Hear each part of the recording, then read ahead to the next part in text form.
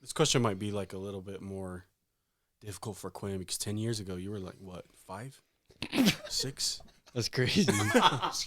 Nah, I was 10, 10. so not too far. Nah. Go ahead and introduce yourself. Are you starting with me? Yeah, youngest. I'm Quinn. You can go. You can say more. Oh, than that. that's really not much more to it. I'm the youngest. Yeah, that's about it. Okay. This is Kenyon, second youngest. Just going up the line. Okay. We have our favorite brother missing. He'll join us eventually, but he's not with us right now. This is Chase. And Kingston. Oh, that was so exciting. What? I feel like Kingston. Does he get a mic? Oh, okay. Okay, so Why, Quinn? You don't want me to have a mic? No, just checking. recently I had a friend share something with me that I thought was really interesting, and it connects to this whole new journey that we're starting as brothers. And the title of this article is called "Things That Aren't Doing the Thing." Strange title, but you'll understand why it's called that in a second. I'm going to read it. It's very quick. What was it one more time? Things that aren't doing the thing. Is that funny? Wait, things that aren't. Things that aren't doing the thing. What do you think that means? Wait, one more time? Things that Okay. aren't doing the thing. Do you need it again? Things that aren't doing the thing. Which, just anything. Yeah, well, what that, like, what comes to mind when you hear Okay. it? It's strange. When I first heard the title, like, he said it, and the title was the only thing I saw. I was like, what the heck is this? But I'll read it. Preparing to do the thing isn't doing the thing. Scheduling time to do the thing isn't doing the thing. Making a to-do list for the thing isn't doing the thing. Telling people you're going to do the thing isn't doing the thing. Messaging friends who may or may not be doing the thing isn't doing the thing. Writing a banger tweet about how you're going to do the thing isn't doing the thing. Hating on yourself for not doing the thing isn't doing the thing. Hating on other people who have done the thing isn't doing the thing. Hating on the obstacles in the way of doing the thing isn't doing the thing. Fantasizing about all of the adoration you'll receive once you do the thing isn't doing the thing. Reading about how to do the thing isn't doing the thing. Reading about how other people did the thing isn't doing the thing. Reading this essay isn't doing the thing. The only thing that is doing the thing is doing the thing. Pretty deep. You guys didn't like it. No, probably. No, I did. I just... Who like- wrote it? So it's from this Dr. Seuss? It's from a website called The Strangest Loop. But essentially, This guy said Dr. No, that was actually really good. Yeah. No, but I'm just confused. Is there one specific thing he's talking about, or is he just talking about everything? no, this is supposed to Anything in yeah. life, Quinn. This Anything. is supposed to relate to anything that But you like want to do. anything. The thing, right?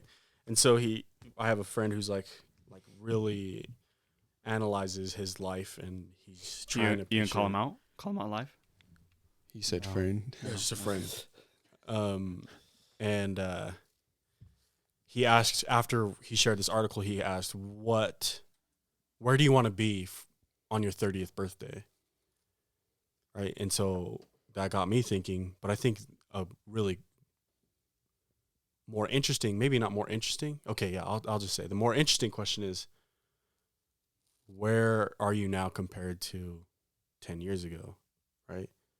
So as I pondered where I want to be in 3 years, it made me really think about where I was 3 years ago. Where were you 3 years ago? Didn't ponder too hard. I forgot. But no, it made me think back even more, like 10 years ago. So Mm. 2013 Chase. Good guy. What would he think of 2023 Chase? You know where I'm going with this? Oh, gotcha. Yeah. So I'll start like our conversation with because I eventually want to ask, where do you guys want to be in 3 years or 5 years or 10 years? But before I ask that, I'm wondering what would surprise your 10, 15-year-old self about you today?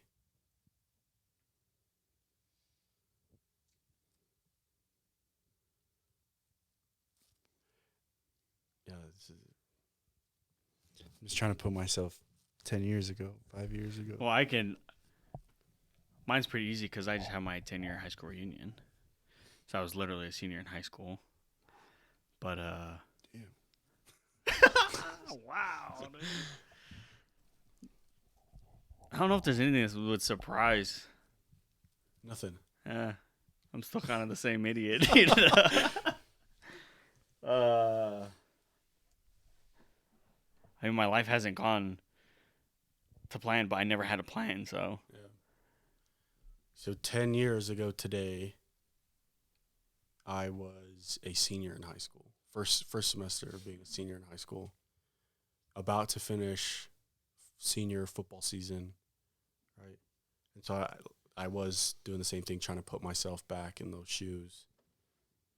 And then imagining what it would feel like to look forward into the future at who I am today.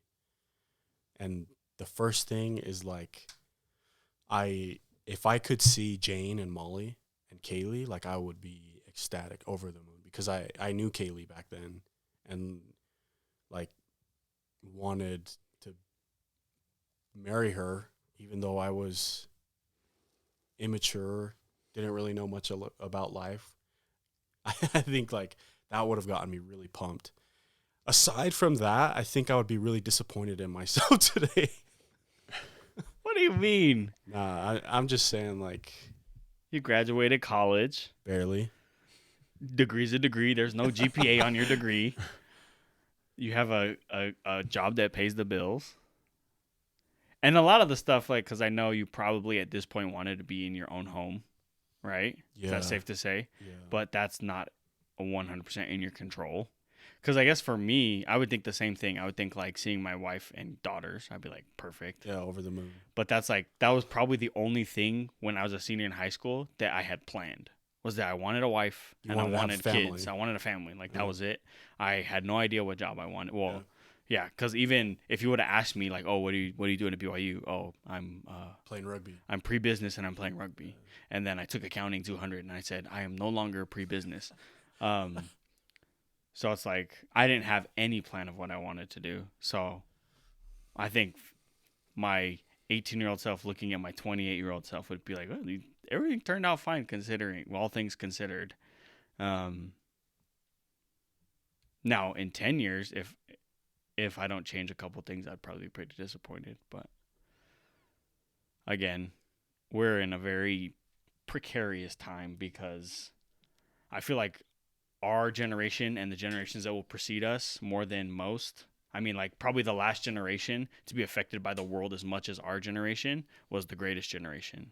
The generation that went through world wars, stuff like that. But then there was that huge bubble of like our parents where there were like ups and downs. But for the most part, if you did the steps, you did your college, you got your job, you retired, you were good.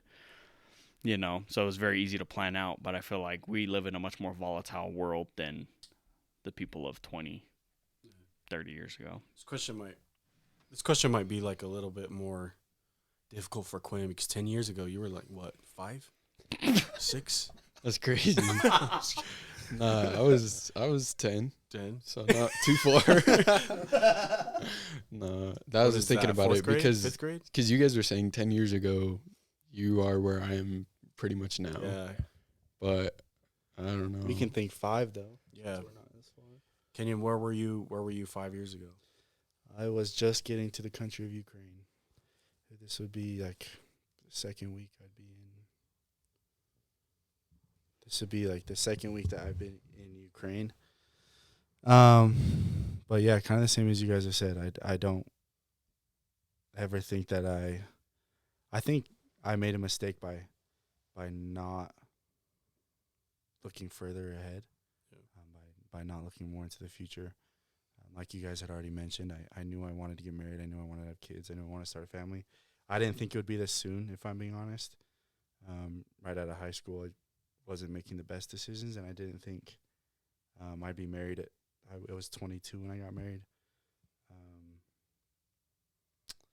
But I don't know. I do think there are a lot of positives because I am fortunate enough to be a homeowner right now. That was something I never would have expected at the age of 22. I'm married and just about to graduate school. So I feel like everything is going the way I planned, even though I never made a plan. If that makes sense. But I do feel like I kind of let myself down by not looking further into the future. Because now I can't even look back and think about what I was thinking about 5 years ago. Yeah, well, 5 years ago I was still 15, so was just barely starting to drive. But even then, like what Kenyon was saying, I honestly, even now, I don't really look too far in the future, which isn't great because, I don't know, I guess that puts expectations on what I should be doing, which is how you're supposed to do stuff usually. But I just look at like cruising. I don't know, just taking the next thing at a time. But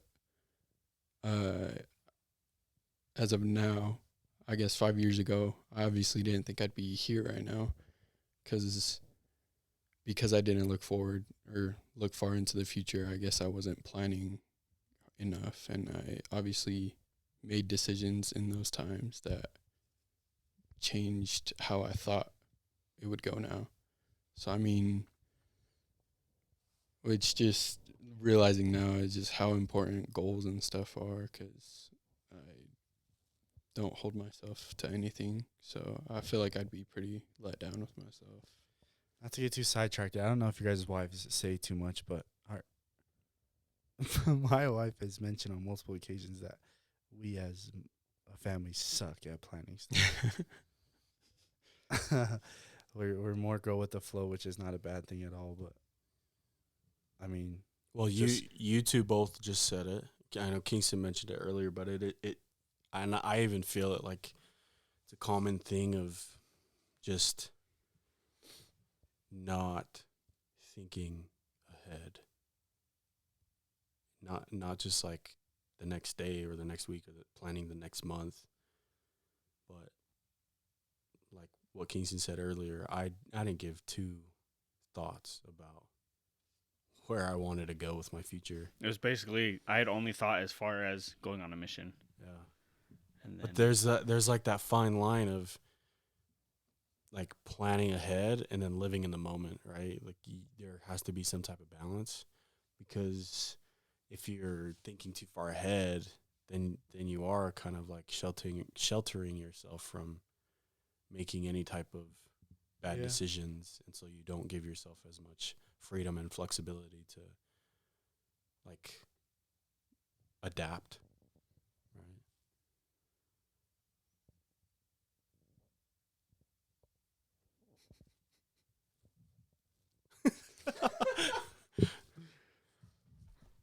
By the way, Kaylee thinks I'm a fantastic planner.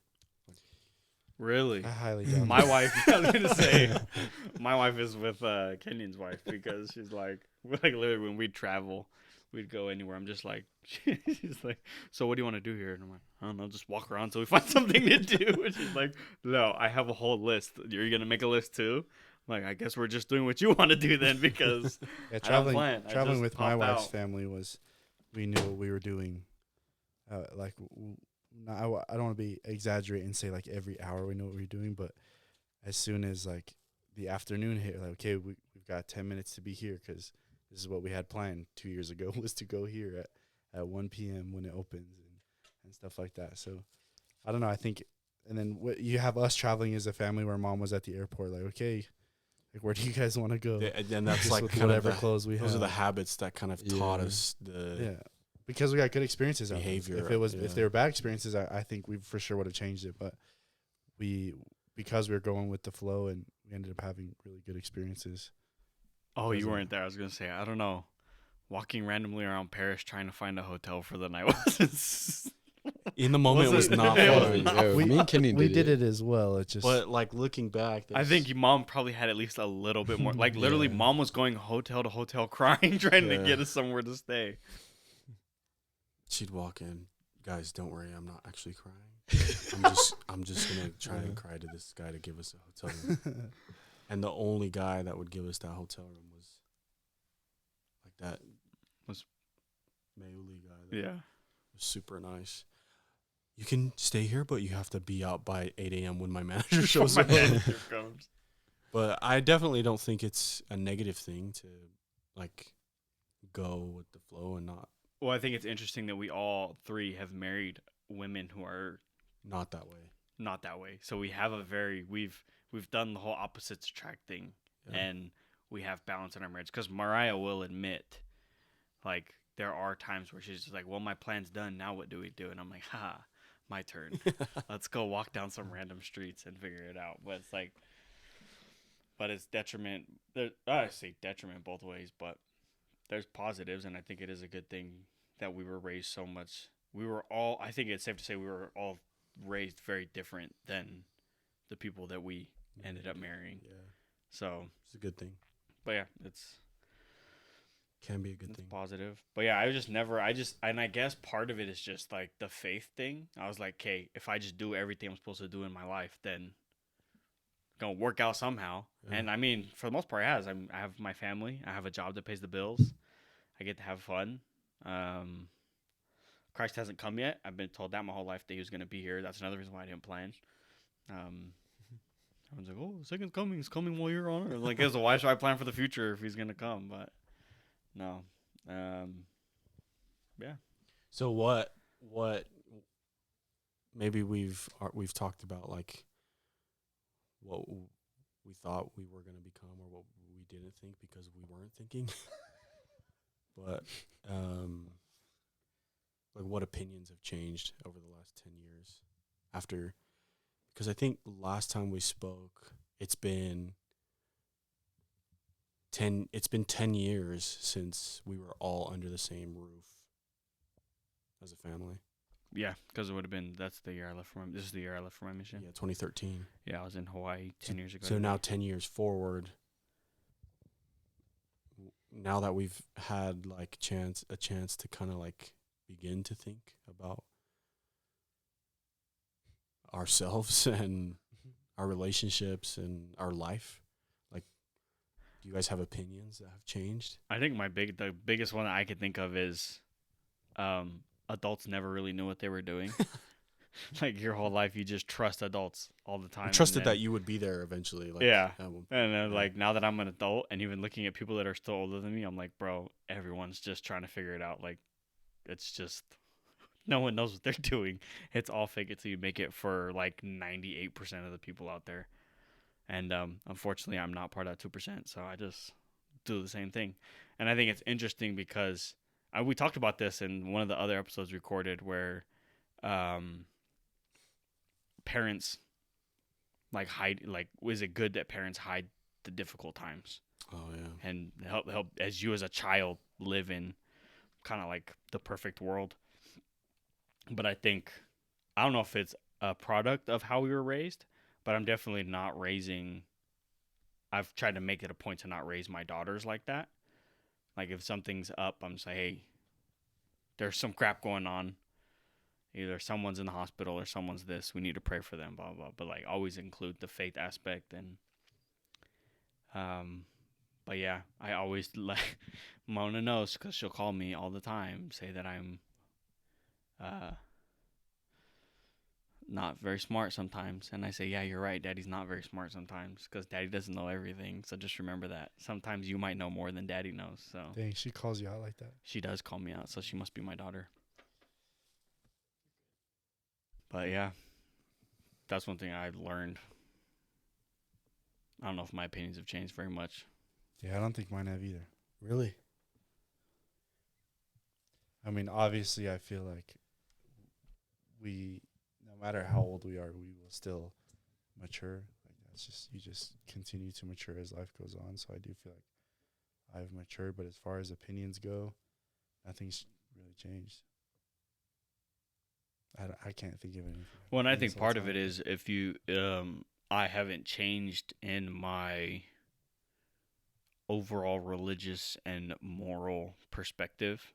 And I think those are the two things that guide. Like I tell everyone every time, like when we were talking to Mason the other day, I was saying, no matter, like you might think things different than the girl you're dating, whatever. But I'm like, the only thing that you should probably really be on the same track with 100% is what you believe religiously. Whether you're agnostic, atheist, Christianity, whatever it is, because that is something that you have to believe 100% in your heart. Like you can't, I don't know. That's like, for me, that's the one thing. Because even me and Mariah disagreed on a lot of things, whether it was politically or just the way the world was. But I think the thing that brought us together on everything and helped us meet at the same level was the fact that we turned to the gospel of Jesus Christ as our baseline. Like if it doesn't fall in harmony with that, there's something wrong with it. And even now, like as the whole world, when we heard about it in last general conference, how everything is polar. You have two sides and you have to pick a side, when in reality the world is mostly gray. And I think the gospel of Jesus Christ is the best way to find the gray area and be the peacemaker, but also be the advocate for Christ and do all the things, fighter and defender, do everything at the same time. And even like I guess not, I don't know if my political views have changed, but I've just seen a way to more exactly adhere my political views to the gospel, and I'm not always great at practicing it, but my overall belief has not changed since, because that's where we were raised. And I think I mentioned this in one of either my farewell or homecoming talk, I don't remember, but I just remember talking about how I openly admit that my testimony up until I left for my mission was 100% just a feeder off of my parents. I just believed because they believed. Yeah. And so as you become an adult, you really find out, because some people just don't believe. Like I have a lot of friends just don't believe anymore. And I'm like, okay, that's you. That's what you believe. But I'm like, I'm not going to dish you for that. Huh? Probably most of them. I don't know if any of them. Just kidding. No, but I was like, hey, that's on you. But I better not hear you badmouth me for believing, because I'm never going to badmouth you for not believing. No, I agree. I think that's your own choice. One of the things that I feel like I've noticed has changed over the 10 years for myself goes along with what you were just saying. I feel like my testimony was largely due to the environment that what I was saying is I feel like my testimony was largely due to the environment that I was in, and it's not mom and dad's fault. I think they were just trying to do their best with what they thought they needed to do for us. And so I feel like in retrospect, my relationship with God was non-existent because I was just doing what I thought I needed to do instead of doing something that I knew or at least had faith or believed in what I should be doing. And as a 16, 17-year-old kid, it's a tall order to really solidify some type of religious belief. But I think, just looking back and then being compared, just the thumbs up just popped up. Comparing to my opinion of religion and my relationship with God now, I think has a quite a bit different feel to it, because I think the main difference is growing up, I felt like the church and religion was bulletproof, perfect. There was answers to everything. And now I know that that's not exactly the case, and you can sometimes face doubt, and you don't need I don't need an immediate answer, and I won't be just shook. I can face doubt and kind of live in that doubt until I find comfort through my own life experiences. And so I feel like while my like perception of the gospel and my opinion on religion has kind of morphed a little bit, I feel like it's become sharper. Not to say that I'm the best or anything, but that's one thing that I thought of that I feel has changed for myself.